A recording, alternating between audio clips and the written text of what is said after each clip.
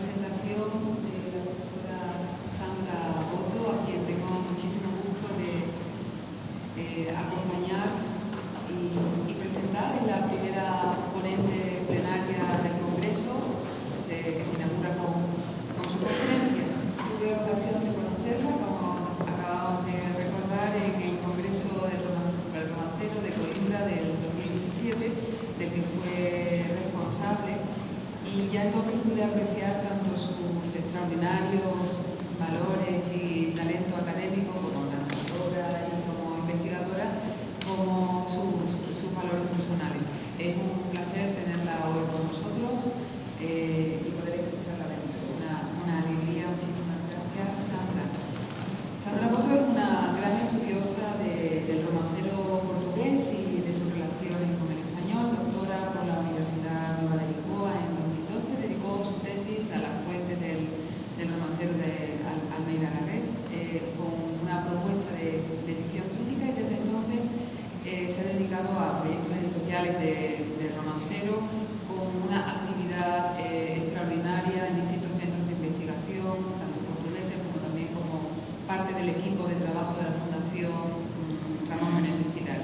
Ha sido profesora en la Universidad de Huelva, en la Universidad de Algarve, en la Universidad Autónoma de Barcelona, donde dirigió el Centro de Lengua Portuguesa del Instituto Camões. Y actualmente trabaja como investigadora del Centro de Investigación en Artes y Comunicación de la Universidad del Algarve, donde dirige dos proyectos de investigación. Uno precisamente dedicado al que ya fue tema de su tesis, Garretón Online, una plataforma digital del romancero de Almeida Garrett, que está financiado por la Fundación Gulbenkian de Portugal, y junto a Pere Ferrer, la plataforma romanceiro.pt, que se viene desarrollando desde el 2013. Pronto se incorporará al Instituto de Estudios de Literatura y Tradición de la Universidad Nueva de Lisboa, tras ganar una convocatoria internacional de empleo científico de la Fundación para la Ciencia y la Tecnología de Portugal. Y en este recorrido, que ya han visto es extraordinario, pues ha sido jalonado por una serie de publicaciones, también de larguísimos recorridos. Además de las publicaciones dedicadas a los problemas editoriales del romancero, que son un poco su punto fuerte, hay que señalar también las que lo vinculan a cuestiones sobre identidades nacionales, que para mí han sido realmente muy interesantes, y últimamente su línea de trabajo en humanidades digitales, porque precisamente en el 2008 ha editado y codirigido el volumen digital, que ha sido uno de los primeros trabajos en este tipo de propuestas, y que además está aplicando al estudio del romancero. Bueno, sin robarle más tiempo, les dejo con su ponencia titulada O Arte da Pequena Pesa e Moito Máis Antiguo, el romancero castellano, siglos XVI y XVIII, en la creación de la poesía popular portuguesa. Muchísimas gracias. Gracias a ti, Mercedes. Es un placer, en primer lugar, impartir esta plenaria, y por ello, antes de entrar en materia, quisiera agradecer a la organización la invitación y felicitar a la vez a las organizadoras de este tan precioso como fértil encuentro, congreso internacional. Sobre todo, permítanme que nombre a Clara y a Charo, pero agradezco asimismo a todo el equipo que forma parte y que se esfuerza para que estas jornadas sean lo que todos queremos, es decir, que queremos llevarnos de aquí unos magníficos recuerdos. Seguramente lo haremos, no solo científicos, sino también humanos. Estoy segura de que esto va a pasar. No quiero dejar asimismo de expresar mi más caluroso agradecimiento al Consulado General de Portugal en Sevilla, y de un modo particular al señor Cónsul General por esta tan entrañable acogida, que es símbolo a la vez diálogo ibérico que mantendremos durante estos días en Sevilla y que en realidad siempre fue un rasgo propio de este espacio ibérico que compartimos con tanta ilusión pese a nuestras diferencias. Permítanme, en último lugar de este preámbulo, dedicar esta charla a mi compañera, la profesora Teresa Araújo, que desafortunadamente y debido a motivos muy fuertes personales no puede acompañarnos hoy ni tampoco compartir conmigo las reflexiones a las que dedicaré el tiempo que se me ha asignado aquí. Bueno, el tema que desarrollaré se enmarca en un doble ámbito. Por un lado, se beneficia de los resultados ya obtenidos en el marco del proyecto Relit-Rom, es decir, revisões literárias, a aplicação criativa de romances velhos, séculos XVI-XVII, proyecto que dirige la profesora Araújo desde la Universidad Nova de Lisboa. Y asimismo, el tema que desarrollaré se vuelca sobre un aspecto muy particular que me interesa enfocar desde el proyecto Garret Online que dirijo yo misma en este momento hasta la fecha en la Universidad del Algarve y que cuenta con la inestimable participación y sabiduría del profesor Ferrer y también a la participación de Juanma, que trabaja conmigo desde hace muchos años y que fue alumno mío en Huelva. Así que mi vida es un intercambio más o menos poético entre Portugal y España. Me refiero concretamente a una etapa muy particular de la cultura portuguesa que se suele entender como los albores, los inicios del interés de la erudición portuguesa hacia la edición y la difusión del romancero en Portugal. De entrada, cabe aclarar que dicho interés no conlleva, en sus inicios, en esta primera etapa, una perspectiva filológica de trabajo, esto es muy importante, sino que persigue un planteamiento estético muy preciso, muy definido. Hablamos de una época de la cultura portuguesa que está caracterizada por un cambio del paradigma cultural y por lo tanto bastante peculiar, que sin embargo no cabe profundizar demasiado en el marco temporal de este encuentro. Hablo del siglo XIX, que queda ya un poco fuera. Así que no me adentraré en detalles que no son los estrictamente necesarios de cara a la comprensión de su curioso anclaje en un pasado literario, que ese sí importa, me cabe discutir hoy. Para empezar, creo indispensable dirigir un par de comentarios ligeros a raíz del título de esta conferencia. Aunque, como se ha dicho, los primeros pasos de cara a la difusión y consecuente valoración del romancero en Portugal aparecen ya en el siglo XIX, como acabo de decir, de la mano del poeta político liberal, novelista, autor de teatro, periodista, diplomático, etc., Almeida Garrett, por supuesto, habrá que dar por descontado que dicho trabajo no parte del cero, desde luego ninguno parte. Sin embargo, no está de más contrastar el hondo abismo entre la labor de difusión impresa del romancero castellano, que, como sabemos, tuvo inicio en fecha tan temprana como el siglo XVI y que los siglos siguientes incrementaron. Hay que confrontarlo, hay que contrastarlo con la situación del romancero en Portugal, que fue un género muy ignorado en este país hasta que se produce este despegue en el marco del primer romanticismo, como acabamos de comentar. Pero es más, en el caso portugués hablamos más bien de una labor de creación de un nuevo concepto poético y estético, tal y como advierte mi título, o dicho de otro modo, de toda una puesta en escena de una tradición oral, a la que, aunque despierta tarde, se le reconoce un indudable rancio abolengo. Esto lo pone de manifiesto la cita acoplada a mi título, o ar desta peça é muito mais antigo.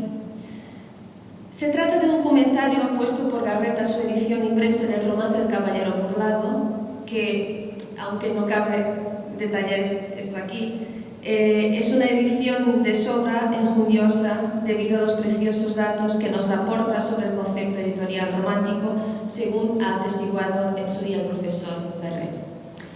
Y aquí la piedra de toque de nuestra mirada, de mi postulado, hacia los orígenes del interés sobre la balada ibérica en Portugal.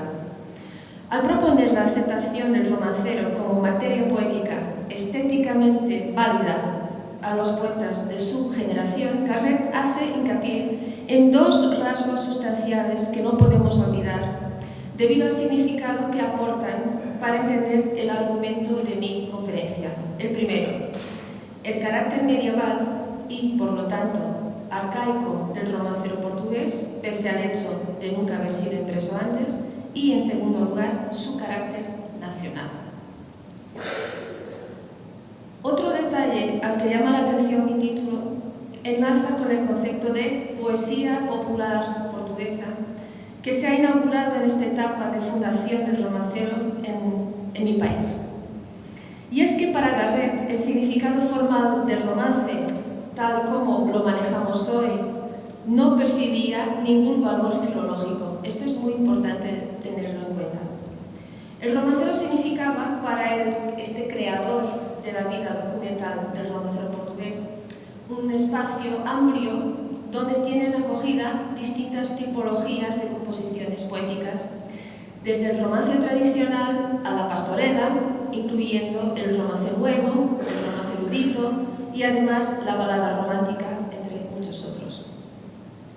Habrá que añadir lo siguiente, que todo este amplio corpus es por su turno sinónimo de poesía popular portuguesa, por supuesto, en palabras del mismo Garret. Se trata, con efecto, de un término que, por lo amplio que es, se vuelve, a mi juicio, muy eficaz para el planteamiento que vamos a seguir hoy. Y por este motivo me lo tomé en mi título.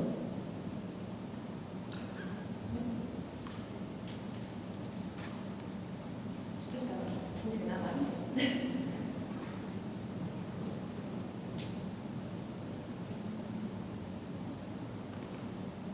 Ahora, es que funciona. Muy bien. Perfecto. Gracias. Muy bien. Bueno, vemos ya con nitidez algunos de nuestros puntos de partida. El primero, que Portugal no posee un corpus romanceril desde el punto de vista documental, está claro, en el momento en que despierta para la necesidad de probar la existencia de una poesía ancestral directamente identificada con la nación. Y, en segundo lugar, que hubo en este momento la necesidad de recaudar este mismo capital poético buscando en las fuentes anteriores disponibles a su disposición, sobre todo en el romancero castellano y también en la tradición oral moderna portuguesa. La verdad es que siempre le resulta muy enigmático al público español el hecho de que hasta el siglo XIX no se conocieran versiones de romances en portugués. Creo que es este el momento para sobrevolar lo poco que al día de hoy, esto es muy frustrante, se conoce sobre los orígenes de la recogida de romances en Portugal, no olvidando que no hubo un movimiento editorial que nos permitiera conocer el romancero antiguo luso, aunque eso sí, el romancero nuevo tuvo una expresión impactante en la obra impresa de algunos de los más señalados poetas portugueses del barroco y del Renacimiento, por ejemplo Francisco Manuel de Melo, Rodrigues Lobo o el mismo Camões, por nombrar tan solo algunos. De paso, recordamos que mientras el gusto neoclásico se impone en las letras portuguesas, asistimos a la desaparición de la forma romance al caminar para el siglo XVIII. Aunque este fenómeno no es exclusivo del panorama portugués, no está de más insistir que del lado portugués de la frontera, el romance nuevo, por supuesto, en el siglo XVII, se componía sobre todo en lengua española, con lo cual la imposición de un natural sentimiento nacionalista portugués portugués puede justificar la decadencia del género castellano por defecto. Aún más si tenemos en cuenta el conturbado periodo de la Guerra de la Restauración de la Independencia de Portugal, que se arrastró entre 1640 y 1668. He aquí que el profesor Díaz Márquez llama la atención sobre el deserto romancístico vigente en Portugal durante todo el siglo XVIII, afirmación tejida con el concurso del estudio de distintos tratados poéticos de este siglo y de la producción poética de 11 poetas portugueses arcádicos, confirmándose de este modo que la praxis poética del periodo excluye totalmente el romance. Si le agregamos el romancero tradicional, la falta de datos es todavía más flagrante, ya que hasta el trabajo editorial de Garrett son despreciables las referencias al romancero tradicional en Portugal. Efectivamente, la ausencia de datos sobre el romancero antiguo en Portugal empezó a subsanarse gracias al magistral esfuerzo de la romanista alemana Carolina Michelis de Vasconcelos, que entre 1907 y 1909, ya en una fase un poco más avanzada del trabajo de la investigación sobre el romancero en Portugal, y ya bajo un planteamiento filológico, publicó en la Revista de Cultura Española sus estudos sobre el romancero peninsular, romances velhos en Portugal. Dicho trabajo tiene un valor impresionante, incluso muy reconocido en su tiempo por Menéndez Pidal, que insistía todo el rato para que doña Carolina compartiera con él su erudición romanceril. Sencillamente, este trabajo comprueba la circulación y el éxito del romancero antiguo en Portugal, ya que recoge centenas de referencias en garces y alusiones de romances en la literatura portuguesa entre los siglos XV y XVII. Si me atrevo a nombrar este trabajo aquí, el de doña Carolina, ya que queda fuera de nuestro marco cronológico, lo hago convencida de su indispensable aportación al tema del que hablamos, el problema de la lengua. Al considerarse un género de procedencia española y no olvidando que la corte portuguesa, sobre todo a partir de finales del siglo XV, con Don Juan II, que la corte era naturalmente bilingüe, no nos debe extrañar, pues, que la circulación y la producción romanceriles ocurrieran en castellano durante esta época en Portugal. Recientemente el trabajo de la profesora Michelis de Vasconcelos se ha reanudado en el proyecto que ella ha citado, Revisões Literárias da Aplicação Criativa de Romances Velhos. Su equipo, del que tengo el gusto de formar parte, viene revisando y actualizando el trabajo empezado por la romanista alemana, puesto que la actualización de fuentes llevada a cabo en los últimos 100 años ya se lo demandaba. Aunque no hemos terminado aún ni este trabajo ni el trabajo de ampliación de los datos compilados por doña Carolina sobre la presencia del romancero antiguo en Portugal, al día de hoy nuestra base de datos conserva 119 registros de engarces y o alusiones a versos de romances en castellano de distintas tipologías, es decir, romances viejos épicos y noticieros, romances juglarescos, romances trovadorescos, etc., en obras de la literatura canónica portuguesa.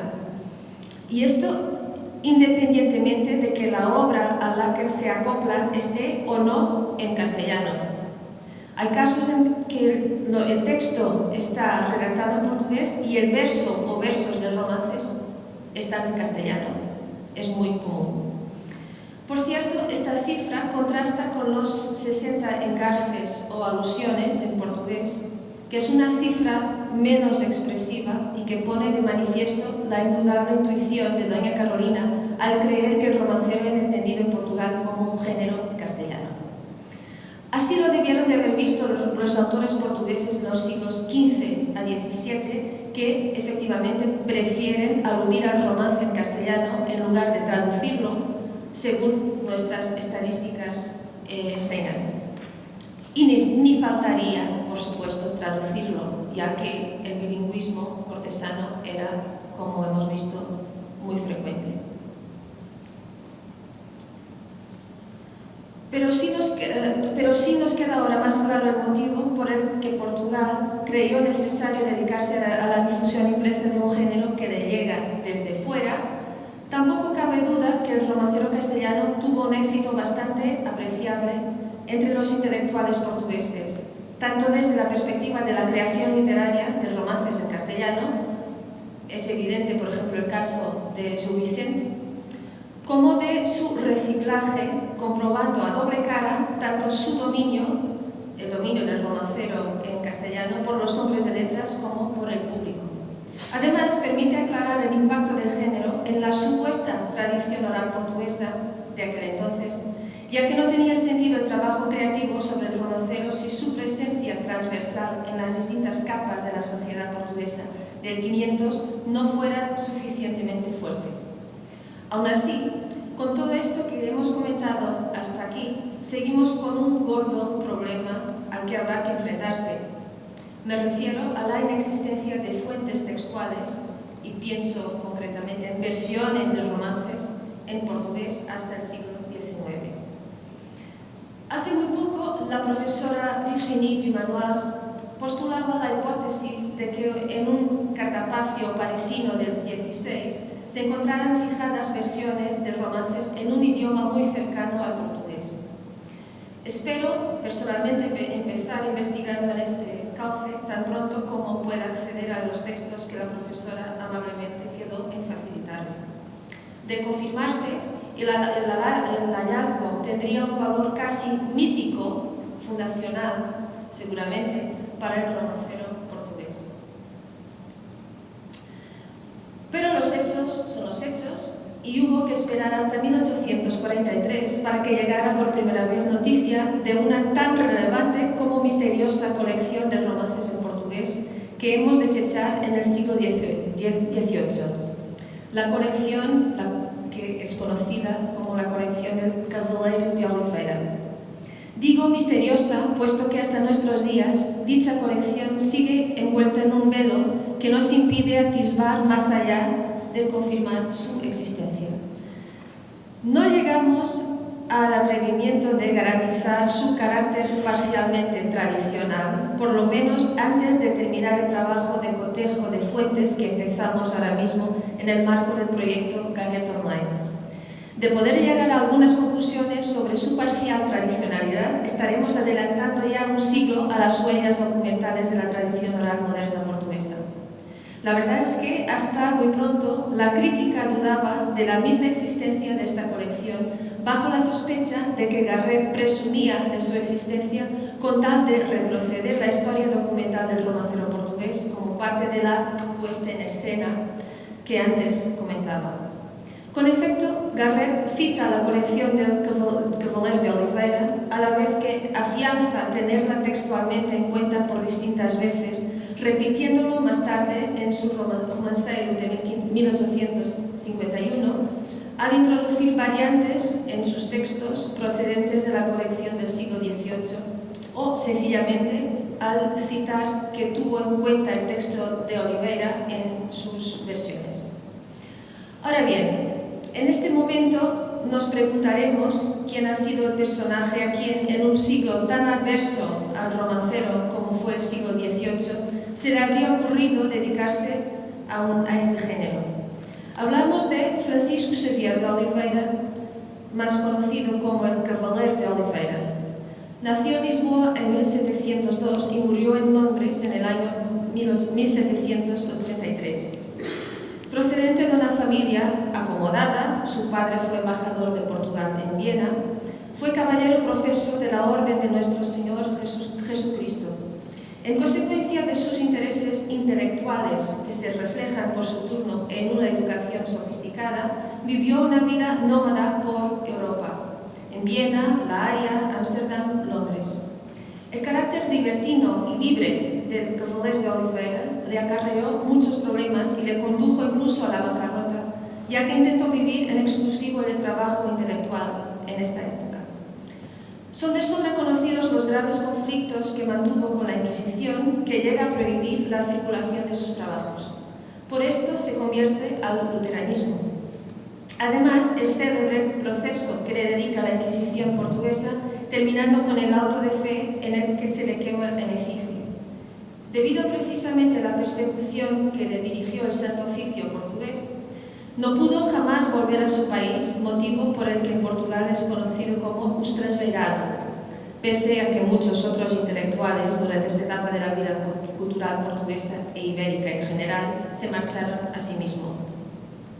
Aunque no quisiera molestarles con citas largas, creo que es oportuno enseñarles la primera referencia a las versiones de romances de nuestro estrangeirado, de la mano del mismo Garrett en su introducción a la edición de su Romanceiro e Cancioneiro Geral de 1843.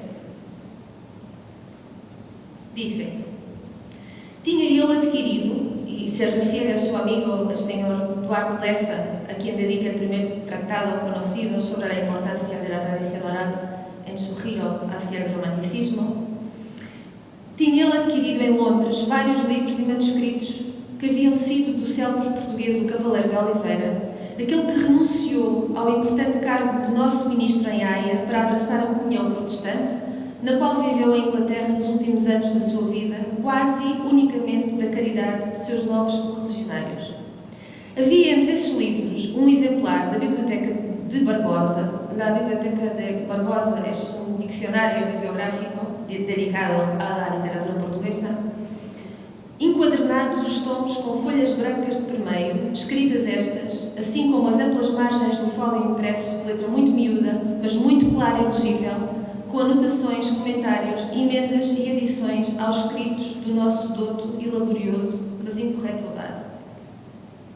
Via-se por muitas partes que o longo trabalho do Oliveira fora feito depois da publicação das suas memórias, porque a miúdo se referia a elas, confirmando e ampliando, corrigindo ou retratando o que lá dissera.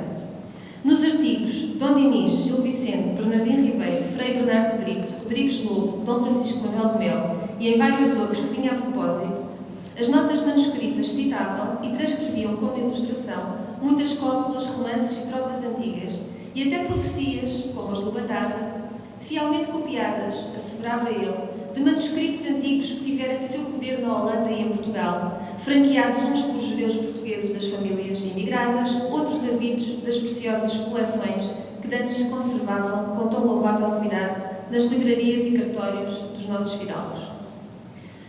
E siga. Foi-me logo confiada a inestimável descoberta.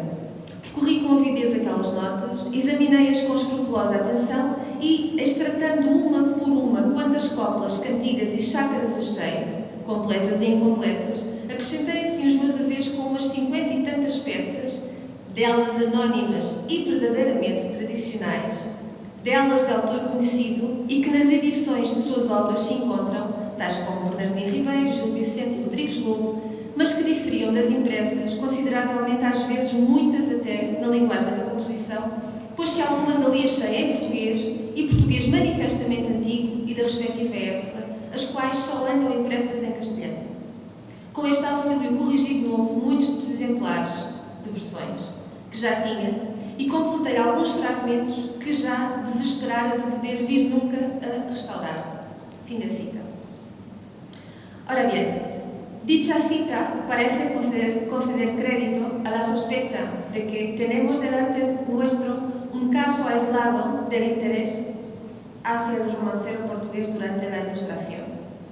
Garrett nos anima además a fechar esta desconocida colección del estrangeirado. Teniendo en cuenta el tema, creemos que cuando cita las memorias en la cita que acabamos de leer, Garrett piensa en las Mémoires de Portugal avec la Bibliothèque Lusitane dédiée à Son Altesse Royale l'Enfant Don Emmanuel de Portugal, publicadas en 1741. Pese a ello, no se puede rechazar la posibilidad de que se tratara de las Memorias das Viagens, obra que el caballero publicó en esa misma fecha y lugar. Agrega al respecto el profesor Díaz Marx que tales notas no pueden ser posteriores al año 1775, fecha en la que el mismo Oliveira firma en las hojas de guardia del volumen una declaración en la que certifica que es el autor de las mismas notas manuscritas en los ejemplares de los tomos 1 y 2 de la Biblioteca Lusitana de Barbosa Machado, que Duarte Lessa adquirió en Londres y que le otorgó a Garrett en 1829, según nos lo dice el último. De todas formas, la consulta de esta biblioteca no pudo haberse producido con antelación a la publicación de la obrita de Garrett, Lucinda, en 1828, tal y como nos afianza las variantes genéticas de esta obra. Pero una vez más hubo que esperar muchos años, hasta 1960 en concreto, para obtener nuevos datos sobre el asunto Oliveira, momento en el que el filólogo portugués Lindley Sintra localiza el volumen que había pertenecido al caballero de Oliveira y que Garrett habría consultado en la Biblioteca Oliveira Lima de la Universidad de Washington, en Estados Unidos. El profesor Sintra informa incluso sobre alguna huella de la consulta realizada por Garrett al libro, en particular un sobre, se refiere a un sobre con notas dirigidas al mismo Garrett, pero ya no pudo localizar las hojas blancas a las que se refiere Garrett en 1843 con los romances y otras composiciones poéticas que habría registrado Oliveira entre 1741 y 1775. Según atestigua Garrett, las huellas de dicho romancero dieciochesco se encuentran esparcidas por algunos de los romances, o mejor dicho, poemas populares, que él mismo publica. Me refiero a los romances de Flérida y Don Guardos, de Bernal Francés, de Don Alejo muerto por traición de su dama, Don Gaiferos, del Marqués de Mantua o de la balada romántica Miragay. Recientemente mis investigaciones personales nos obligan a añadir a esta nómina 3 romances inéditos garrettianos más. Es decir, Don Sebastián o Batalla, en cuyo manuscrito autógrafo Garrett incorpora variantes textuales procedentes de la supuesta versión de Oliveira, así bien como el romance nuevo Tomada de Lisboa y al vicentino Os Patos no Limpo, que del mismo modo quedaron inéditos y que son textos que Garrett afirma haber consultado ya en portugués en los apuntes del siglo XVIII. Pero hay más. Siguiendo las huellas dejadas por esta colección portuguesa del XVIII, reflejadas ahora en un conjunto manuscrito autógrafo con 10 páginas procedente de la colección Fuster Pereira. La colección Fuster Pereira es una colección documental desconocida hasta el año 2004 que atesora 99 poemas populares bajo la clasificación de romanceiro, que además de atesorar muchos de los originales de imprenta de los romances publicados por Garrett, da a conocer un conjunto de 45 poemas más que se mantuvieron inéditos. Volviendo a nuestro razonamiento, dicho autógrafo no es otra cosa que una lista bibliográfica de Garrett para su uso personal bajo el título Livros y códices que se consultaron para el romanceiro, lista que tuve la oportunidad de estudiar y de la que hablaremos dentro del momento. Aquí nos encontramos en el bifolio 1A verso, con una entrada dirigida a la misma biblioteca de Barbosa Machado, 3 tomos.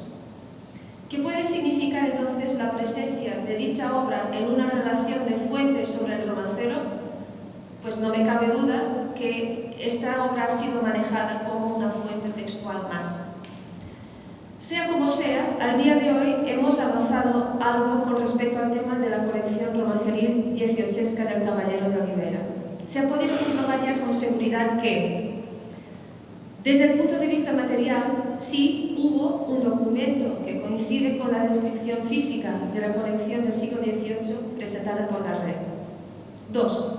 Que hay variantes textuales en algunos textos manipulados por Garrett que cuentan con el concurso de la respectiva versión Oliveira, según afirma el editor portugués, hecho que hemos podido comprobar a través de un ejercicio de colación conocido en el año 2011 y en otro trabajo que prepara actualmente para publicación.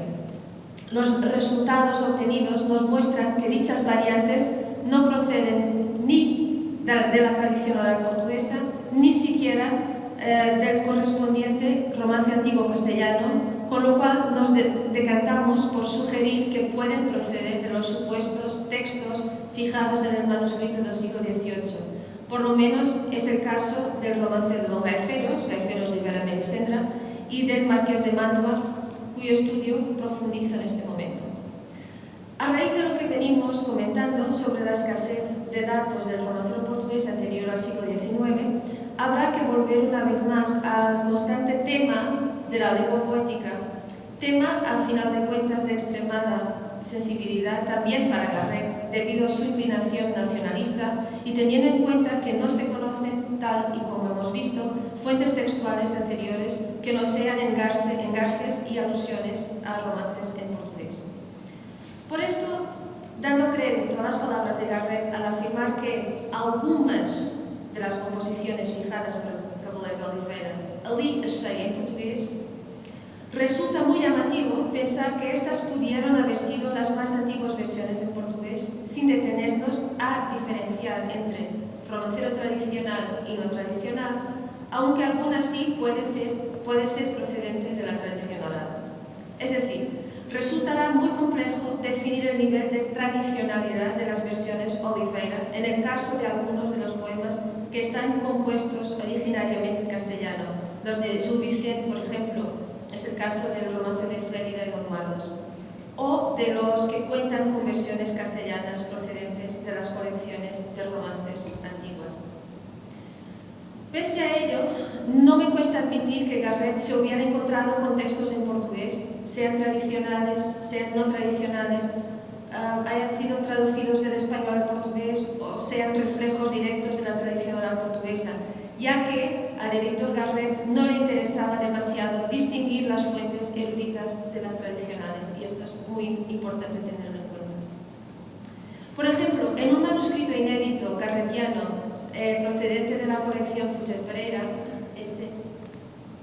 donde Garret edita el romance Padres no Limbo, que ha sido compuesto por Gil Vicente en castellano, se comenta que este romance, que na coleção se refiere a las obras de Gil Vicente, vem em castelhano, vem em português, sem declaração de autor na coleção do Cavaleiro de Oliveira, ultimamente em poder do Sr. Duarte Lessa. Podríamos seguir aportando otros ejemplos de comentarios de Garret que dan crédito a la teoría de que Oliveira se habrá encargado él mismo de la traducción de poemas del castellano al portugués, por lo menos para el corpus de romances que no circulan en la tradición oral, no me cabe ninguna duda al respecto.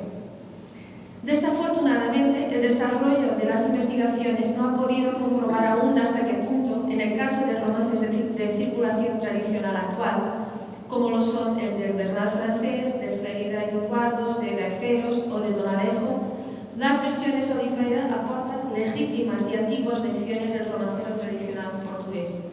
Quizás nunca lleguemos a saberlo. Bueno, se suele reconocer que la búsqueda del romancero en la tradición oral popular es sin duda el elemento más novedoso del programa de creación del romancero portugués. Hemos ya visto qué significa el término creación en el contexto en que nos movemos, no ya a nivel nacional, sino internacional. Sin embargo, no nos detendremos hoy sobre este tema, puesto que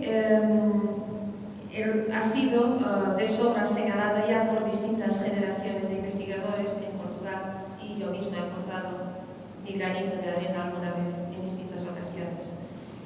Bien, hemos comentado ya el problema de la lengua poética en su relación con el tópico de la hegemonía del castellano, que domina las huellas del romancero antiguo en la literatura portuguesa del Renacimiento, así como el corpus del romancero nuevo de los poetas portugueses. Me gustaría a continuación discutir el rol que el romancero castellano jugó en el periodo precoz del movimiento de fundación del imaginario poético popular, que efectivamente es mucho menos conocido. Puede parecer incluso una paradoja, y de cierto modo lo es, intentar compaginar el deseo de probar a través de la poesía narrativa popular la antigüedad del género nacional acoplada a la fundación de la lengua portuguesa, relacionándolo por otro lado con la tradición castellana. Pero habrá que tener claro que, de acuerdo con este postulado portugués, la antigüedad del romancero como género anticipa su difusión editorial en España, ya que en esta época tan remota el conjunto de las naciones ibéricas emergía a una voz desde una misma matriz cultural. Así pues, la poesía popular sirve en ese momento, entre otras cosas, para probar la unidad cultural ibérica. La antigüedad del romancero se nos hace evidente, por ejemplo, en el comentario de Garrett incluido en la introducción a su versión facticia del romance del Conde Alarcos, que está compuesta a partir de distintas versiones de la tradición oral portuguesa. Le llama condiano al romance e afirma que Iano é a mais antiga degeneração do grego e latino ioanas, dos quais tanto mais próximo está do que os modernos João, dos dous dialectos cultos das Espanhas. Es curioso asimismo que Garrett aporte al terminar la fijación de su versión portuguesa del romance la correspondiente versión antigua castellana, es decir, el largo romance retraída hasta la infanta, y además una traducción al inglés de su versión portuguesa. Bueno, recuerdo que en 1851 no había todavía empezado el afán recopilador del romancero en territorio español y mucho menos en territorio castellano, así que había que recurrir a las versiones antiguas. Bueno, ¿y pues por qué lo hace? Pues sencillamente para probar la superioridad estética de las versiones tradicionales portuguesas. Escuchemos asimismo lo que dice al publicar su versión facticia del romance de la Vuelta del Marido, versión que recoge distintas lecciones de la tradición oral moderna portuguesa. Dice: os críticos e coletores da nação vizinha e parente colocam alguns romances que são visíveis fragmentos deste, Mio, entre os seus mais antigos e mais populares, daqueles cuja vetustade se perde talvez nas trevas do XIII século. Es decir, se cree que la versión portuguesa es más completa que los fragmentos castellanos difundidos en el tesoro de romanceros y cancioneros españoles de Eugenio de Ochoa, los que, una vez más, publica Garrett inmediatamente después de su versión portuguesa. Esta forma de incorporar el romancero castellano antiguo, el único disponible en España, no cabe olvidar, en aquel entonces, descubre una pauta que hemos de desmenuzar, ya que dicha forma de actuar no se produce solo en estos dos casos que acabo de describir. Efectivamente, para 10 de los 37 romances publicados en los tomos 2 y 3 del romancero, en 1851, Garrett incorpora al final de cada uno de ellos la correspondiente versión o versiones antiguas castellanas. Asimismo, observamos esta forma de actuar en los manuscritos del autor procedentes de la colección Fuster-Pereira. Además de atesorar muchos de los originales de imprenta de los romances publicados por Garrett, dicha colección da a conocer el conjunto de 45 poemas inéditos que nos aportan datos nuevos.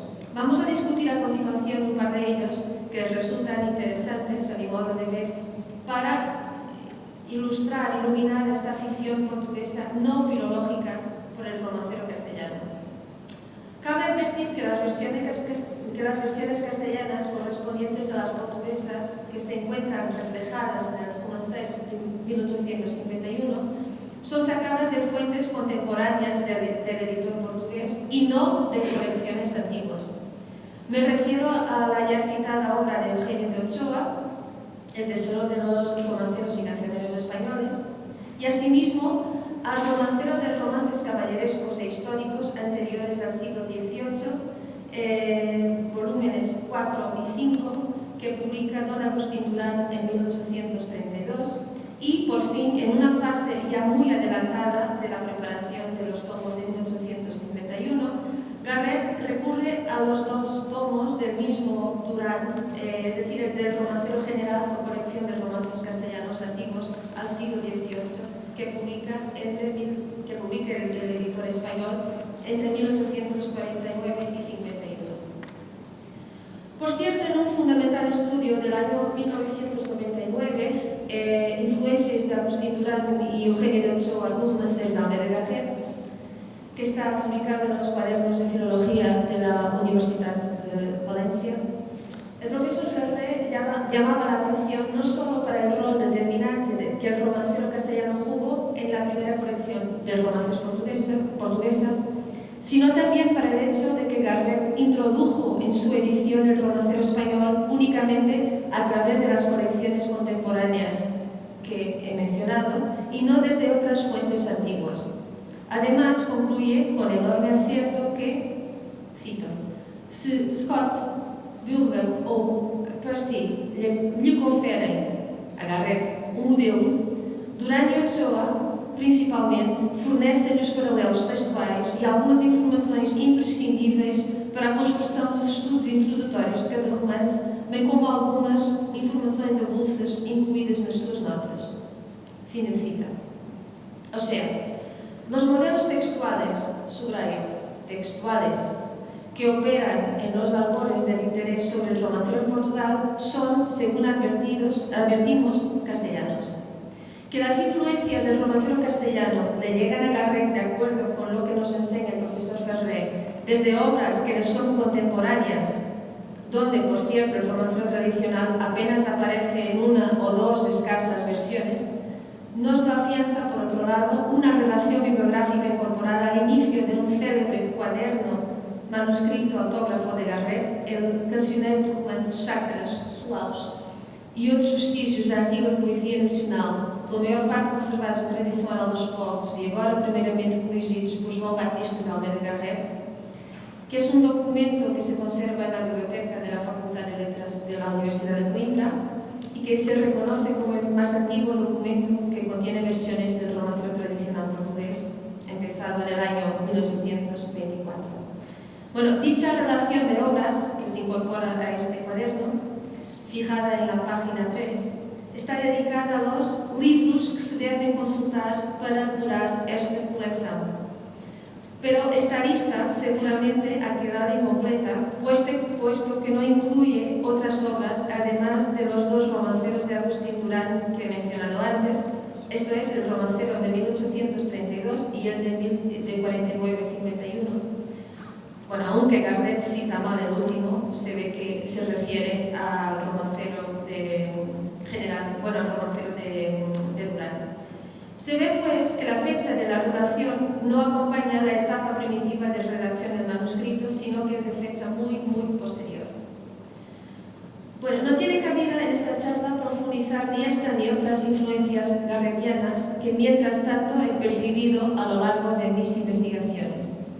En síntesis, hablamos de fuentes del siglo XIX en el romancero portugués, fuentes en segunda mano, ya se ve, puesto que recogen composiciones anteriores que circulan en letra de molde desde el siglo XVI, y de hacerlo trabajaríamos fuera de nuestro marco cronológico y, por lo tanto, no proseguiré por este sendero hoy.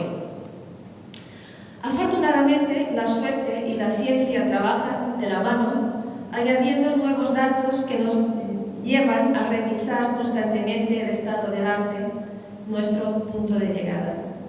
Con efecto, los manuscritos no cesan de contarnos historias, de desvelarnos caminos de investigación sospechados.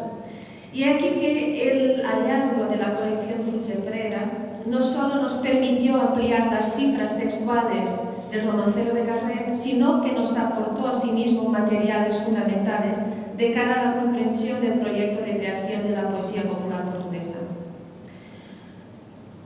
Para no me apartar de lo que nos ocupa hoy, no comentaremos las informaciones que las colecciones autógrafas aportan sobre el mismo Garret como tema de investigación, sino que pondré el énfasis en todos los datos que sí amplían el conocimiento sobre sus fuentes antiguas. Volvemos al mundo de las listas y de las relaciones, de los documentos que abren puertas a la intimidad del trabajo autoral que tantas veces rechazamos y al que en consecuencia pocas veces concedemos la debida atención. De todas formas, en el caso del romancero portugués, desecharlas nos hubiera impedido sacar las conclusiones a las que pienso haber llegado. Es que solo, aparentemente, el dominio bibliográfico del primer editor del romancero portugués se ciñe a las fuentes españolas contemporáneas, que son las colecciones de Durán y Ochoa. Con efecto, algunos manuscritos del editor, que permanecen inéditos y a los que nadie a lo largo del tiempo dedicó interés en absoluto, porque no pasan de listas, conservados en el documento 62 del Expolio Literario de Almeida Garret de la Biblioteca General de la Universidad de Coimbra, y sobre todo en otros más de existencia insospechadas del 2004, ponen de relieve importante información bibliográfica a la que me dedicaré a continuación. Me refiero concretamente a folios manuscritos con listas y notas bibliográficas de Garret localizados en esta colección manuscrita, es decir, livros e códices que se consultaram para o romanceiro e lista de obras de onde se podem extrair romances. El título es mío, la lista no tiene título en el manuscrito. Hemos de tener en cuenta todavía los conjuntos conservados en la Biblioteca General de la Universidad de Coimbra, sobre los que no nos detendremos hoy por no salirme del tiempo. Me refiero a las notas para billetes, a la colección de poetas portugueses y castellanos, a la antiga poesia portuguesa y castellana, romances, canções, y a la lista de obras de donde se pueden extraer romances. Tras el análisis físico y de contenido de este último documento, me queda claro que este forma, obviamente, parte del conjunto bibliográfico de la colección Fuster Freire con el mismo título. Fijémonos en el documento Livros y códices que se consultaron para el romanceiro.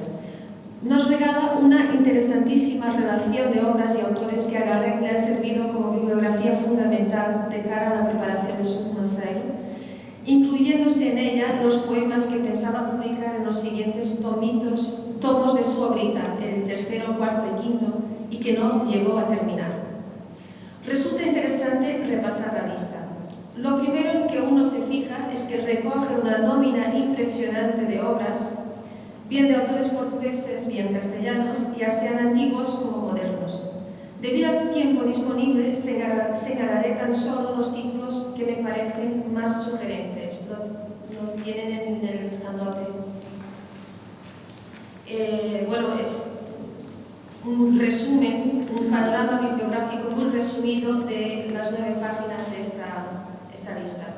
Me gustaría señalar las más importantes a mi juicio. En la página 1, la colección de poesías castellanas anteriores al siglo XV, de 1779, por don Antonio de Sancha. De Sarmiento, sus obras póstumas, de 1775. El Cancioneiro Geral de García de Rezende, de 1516, que compila composiciones en los dos idiomas, en portugués y en castellano. La Miscelánea de Miguel Leitão de Andrade, que seguramente Garret manipuló en su primera edición, la de 1629, puesto que la segunda no la llegó a conocer. En la página 2, la Biblioteca Española de don José Rodríguez de Castro, de 1786. De Diego Ortiz de Zúñiga, Los Anales de Sevilla, de 1677. La Nobleza de Andalucía, de Argote de Molina, 1588. La Paleografía Española, de Terreros y Pando, de 1758. La ya comentada Biblioteca Lusitana de Barbosa de Machado. La historia de la literatura española de Butterbeck, traducida al castellano y adicionada por don José Gómez de la Cortina y don Nicolás Ugalde Molinedo. El catálogo del obispo de Jaén, de 1654. El cancionero general recopilado por Fernando Sic, de Castillo, la edición de 1511. El cancionero de romances de Amberes, la edición de 1555. La floresta de varios romances por Damián López de Tortajada, publicada en Valencia, la edición de Valencia sin año. Sobre la tradición textual de esta floresta, me gustaría recomendarles el reciente estudio de mi compañera Teresa Araújo. La Silva de varios romances de Barcelona, 1696. Los romances nuevamente secados de historias antiguas, publicada en Amberes, la edición de 1566. La flor de varios y nuevos romances, publicada en Valencia, 1595. El romancero general, en que se contienen todos los romances que andan impresos en las 9 partes de romanceros, edición de Medina del Campo, 1602, a la que añade la edición de 1604 y la de 1614. La segunda parte del Romancero General de Valladolid, 1615. El Romancero Historia del Cid, la edición de Lisboa, de 1615, y luego la de Cádiz, 1702. Las guerras civiles de Granada, de Ginés Pérez de Ita, y su traducción al portugués. Es una traducción misteriosa que no he podido localizar pese a los esfuerzos. Los divinos y humanos versos, por don Francisco de Portugal, Lisboa, 1652. Las obras del eximio poeta Osías Marc, traducido por Jorge de Montemayor, una edición de 1578. Los comentarios Los Lusíadas y Rimes Camões por Faria y Sosa. Vamos a escuchar una plenaria sobre Faria y Sosa, creo. Las obras métricas de don Francisco León Mel. La primavera y flor de los mejores romances, edición de Lisboa, 1626. Y un título muy curioso, El cancionero de todas las obras de don Pedro Manuel de Urrea, publicado en Toledo en 1516. Para que nos hagamos una idea del valor de la bibliografía sobre poesía castellana manejada por Garret, sugiero que escuchemos en la descripción que acompaña la edición crítica de este cancionero, publicada en el año 2012, lo siguiente, y cito: El cancionero de todas las obras del señor de Trasmoz, don Pedro Manuel de Urrea, publicado en Toledo en 1516, puede ser considerado uno de los impresos más importantes y desconocidos de la literatura aragonesa. El único ejemplar que ha llegado hasta nosotros, punto de partida para esta edición crítica, se conserva en la Biblioteca Nacional de Lisboa y apenas desconocido entre un limitado grupo de especialistas, puesto que su propia existencia fue ignorada hasta mediados del siglo XX. No lo fue, Garret lo conocía. ¿Vale? Y bueno, para terminar este repaso sobre la lista bibliográfica, añado las ediciones de 1557 y 73 del Cancionero General de Hernando de Castillo de Amberes. Bueno, sumando al sorprendente dominio bibliográfico de las colecciones antiguas de romances, el conocimiento de las colecciones de autores portugueses, que habrá que recordarlo, componen en castellano o también en castellano, y que asimismo glosan el romancero antiguo en sus obras, queda muy claro que la literatura española del siglo de oro, lejos de ser un mundo extraño, juega al revés un rol decisivo en la construcción de la cultura literaria portuguesa de raigambre más nacionalista. Resulta muy llamativo a la vez el deseo que se refleja en esta etapa de dominio de los tópicos de historia de la literatura española, lo que queda perfectamente claro si nos fijamos en la presencia de una obra como la historia de la literatura de Butterbeck en la lista. Pero no solo eso, la bibliografía española contribuye con materiales textuales de cara a concretar el corpus romancero en portugués. Para ir terminando, enseñaré un ejemplo de cómo el romancero castellano se impuso textualmente en la primera colección de romances portuguesa, a sabiendas de que la lengua de origen de los textos no planteaba un problema de coherencia y que tampoco el concepto de romance expresaba en aquel entonces el género delimitado, formal y estilísticamente, con sus subgéneros, que no cesamos de discutir hoy, pese a los enormes esfuerzos clasificativos de la filología del siglo XX.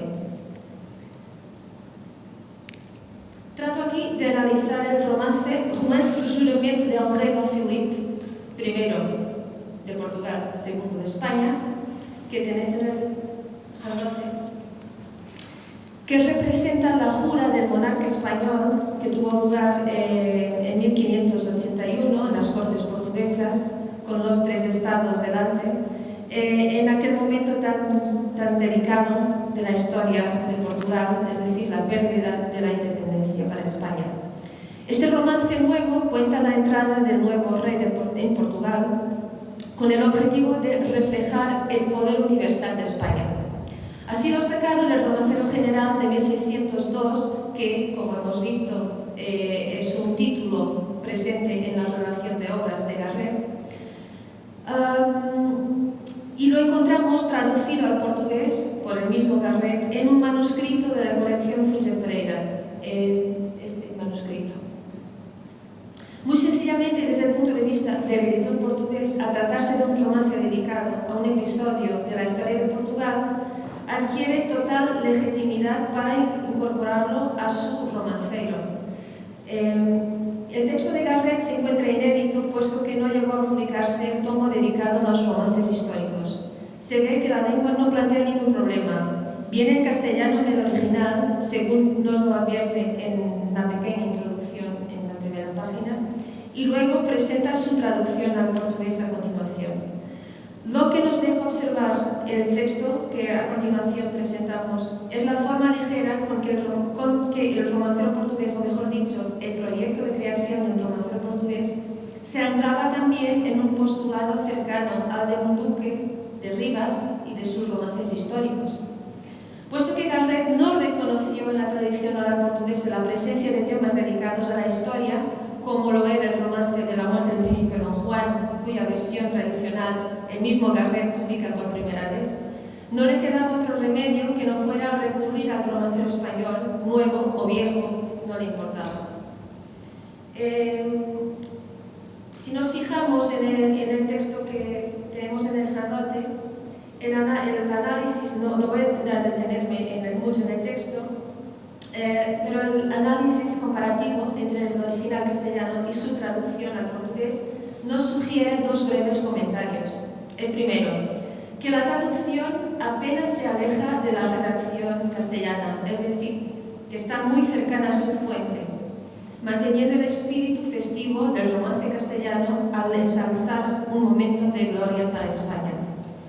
Que, en segundo lugar, que pese a dicha fidelidad al original, los lugares señalados en negrita arrojan luz sobre pequeños cambios de traducción llenos de significado que paso a comentar.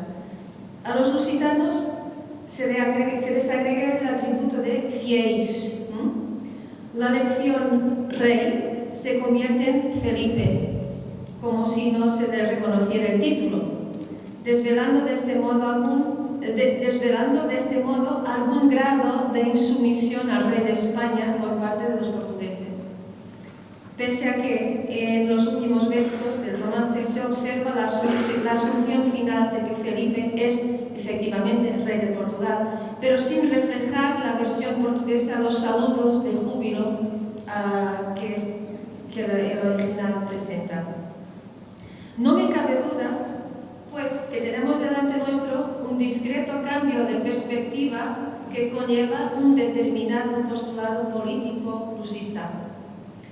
Bueno, porque no podemos seguir charlando y aunque quedan por analizar los demás documentos manuscritos a los que he aludido antes y otros que no he llegado a nombrar, creo que estos argumentos no nos dejan margen para seguir sosteniendo la teoría de que el romancero castellano y la poesía castellana en general eran mal conocidos en Portugal, ni tampoco que nuestro editor pionero lo dominaba de forma secundaria, o mejor dicho, en fuentes secundarias o en segunda mano. En realidad es todo al revés. Las fuentes antiguas castellanas significan, en esta fase tan precoz de la creación de un imaginario poético popular portugués, la piedra de toque de un proyecto que no encuentra, en este momento tan primitivo, fuerzas suficientes en su propia literatura, es decir, en su propia lengua. Esto se debe, lo hemos visto, al carácter original de la demanda portuguesa, históricamente tan peculiar como pienso haber señalado hoy. Así que, cuando Portugal dirige su mirada hacia este lado de la frontera para levantar su romancero, mira ante todo a una sustancia cultural, histórica y literaria que intenta controlar, objetivo que logra con éxito según se ha visto, para enseguida, paradójicamente, agregarle su intento principal, el de llamar la atención sobre su propia existencia cultural, cara y cruz de una misma moneda, es decir, el rostro que siempre queda a final de cuentas reflejado en la otra banda del espejo ibérico. Con esto termino. Muchas gracias.